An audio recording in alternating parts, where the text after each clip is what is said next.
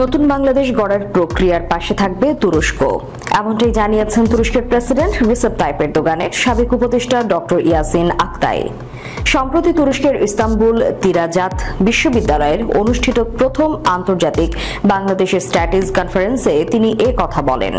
এই কনফারেন্সে বক্তারা জানান, বিশ্বের বিভিন্ন বিপ্লব থেকে শিক্ষা নিয়ে বাংলাদেশকে মানবিক, ন্যায়ভিত্তিক ও শোষণমুক্ত রাষ্ট্রে রূপান্তরের জন্য ঐক্যবদ্ধ প্রচেষ্টা প্রয়োজন। 2 দিনব্যাপী এই সম্মেলনের আয়োজন করে তুরস্ক ভিত্তিক গবেষণা প্রতিষ্ঠান centre for policy and social research.